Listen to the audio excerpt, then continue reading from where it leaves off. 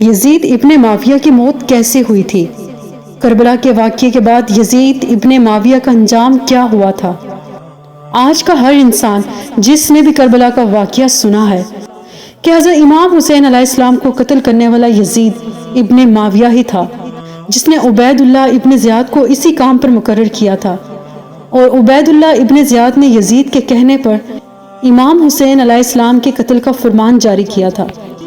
لیکن آج تک جس نے بھی یزید کا نام سنا ہے، ان کے ذہن میں یہ سوال ضرور آتا ہے کہ یزید ابن معاویہ کی موت کیسے ہوئی تھی اور یزید کا انجام کیا ہوا تھا۔ تو اسی سوال کا جواب میں آپ کو اس ویڈیو میں بتاؤں گی کہ یزید کی موت کیسے، کب اور کہاں پر ہوئی تھی۔ یزید جس نے نواسہ رسول امام حسین علیہ السلام کو قتل کروا دیا، وہ سوچتا تھا کہ اس ظلم سے عرب کے سارے لوگ اس کی بیعت کریں گے، اس کے سامنے جھکیں گے، کوئی بھی امام حسین علیہ السلام کے بعد میرے سامنے سر اٹھانے کی جرت نہیں کرے گا۔ لیکن جب رسول صلی اللہ علیہ وسلم کی بیٹیاں قید ہو کر کوفہ اور شام کی گلیوں سے گزری تو ان کے خطبے سنتے سنتے لوگوں کے مردہ ضمیر جاگنے لگے۔ یزید کے دربار میں جو خطبہ بی بی زینب رضی اللہ تعالی عنہا نے دیا، وہ سننے کے بعد لوگوں کو حقیقت کا پتہ چلا اور یزید کے خلاف بغاوتیں اٹھنا شروع ہو گئی۔ جب لوگوں کو حقیقت کا پتہ چلا تو وہ سمجھ گئے کہ جس نے امام حسین علیہ السلام کے ساتھ ظلم کیا، اسے بادشاہ کہنا سب سے بڑا گناہ ہے۔ اس کے بعد مدینے والوں نے یزید کی بیعت سے انکار کر دیا اور پھر یزید نے مدینہ میں حملہ کیا۔ تاریخ میں لکھا ہے کہ یزید کی فوج 3 دن تک مسجد نبوی میں اپنے گھوڑوں کے ساتھ رہی اور مکہ سے بھی بغاوت کرنے لگی۔ پھر یزید نے خانہ کعبہ پر بھی حملہ کروا دیا اور خانہ کعبہ کو آگ لگا دی۔ اس واقعے کے بعد ہر کوئی یزید پر لعن طعن کرتا رہا، لیکن یزید جسے بھی اپنے خلاف دیکھتا اس کا سر قلم کروا دیتا۔ ان سب سنگین گناہوں کی سزا تو یزید کو آخرت میں ملے گی، لیکن اس دنیا میں بھی یزید کو عبرتناک اور اذیتناک سزاؤں کا سامنا کرنا پڑا اور اسے رسوائی اور تکلیف کے سوا کچھ نہ ملا۔ کربلا کے واقعے کے کچھ ہی عرصے بعد یزید ایک انتہائی تکلیف سے مرض میں مبتلا ہو گیا۔ یزید کو ایک قسم کی ایسی بیماری ہوئی جس سے وہ سارا دن ساری رات جیسے مچھلی پانی کے بنا تڑپتی ہے ویسے ہی تڑپتا رہتا تھا۔ اس کے پیٹ میں شدید درد اٹھتا تھا اور اسے بہت زیادہ پیاس لگتی تھی۔ وہ جتنا بھی پانی پیتا اس کی پیاس نہیں مٹتی تھی، اور جب وہ پیاس کی شدت سے پانی پیتا تو وہی پانی اس کے پیٹ کو جلاتا تھا۔ وہاں کئی حکیم پریشان ہو گئے کہ یہ کس قسم کی بیماری ہے۔ وہ یزید کو کہتے تھے کہ تمہارا پیٹ اندر سے خالی ہو رہا ہے، جل رہا ہے۔ یزید کے درد اور تکلیف کی انتہا نہیں ہوتی تھی۔ وہ سارا دن ساری رات درد اور تکلیف سے چلاتا رہتا تھا۔ اس کی تکلیف دیکھ کر بڑے بڑے حکیم اس کا علاج کرنے سے قاصر تھے۔ یزید کی اس تکلیف کو دیکھ کر لوگ سمجھ گئے اور کہتے تھے کہ یہ عذاب حضرت امام حسین علیہ السلام کو شہید کرنے کی وجہ سے ہی ہوا ہے۔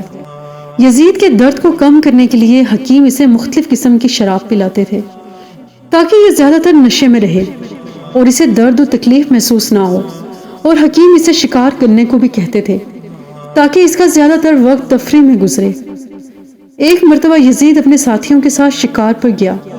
شکار کرنے کے دوران ان سب کی نظر ایک ہرن پر پڑی اور یہ سب اس ہرن کے پیچھے لگ گئے، تو اچانک دوسرے ہرن پر یزید کی نظر پڑ گئی اور یزید نے اپنے گھوڑے کو اس کی طرف بھگایا۔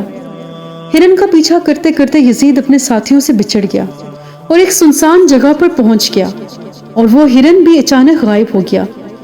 یزید کو وہاں بھی پیاس کی شدت محسوس ہوئی۔ وہ پیاس سے تڑپنے لگا۔ اس وقت یزید نے دیکھا کہ ایک شخص ہے جس کے ہاتھ میں مشک تھی۔ یزید نے گھوڑے کو اس کی طرف کیا اور اس کے پاس پہنچا۔ یزید نے اسے کہا کہ مجھے بہت سخت پیاس لگی ہے، تھوڑا سا پانی پلا دو۔ اس شخص نے پوچھا کہ تم کون ہو؟ اس نے بتایا کہ میں یزید ابن معاویہ ہوں۔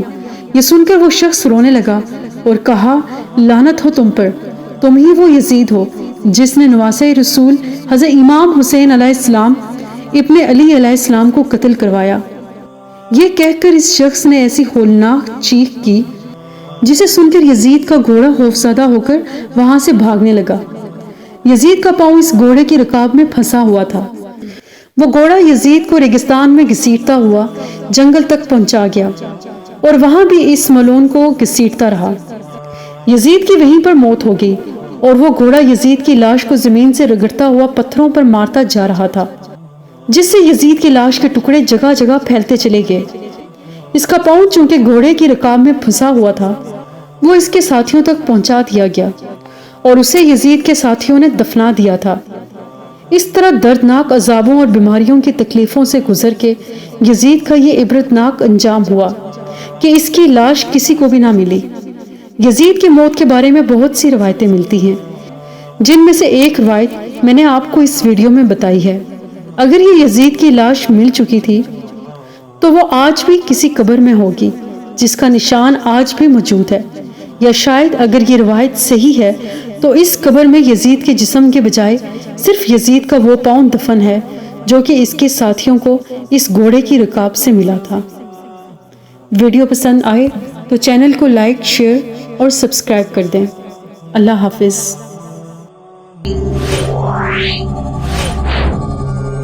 Yeah.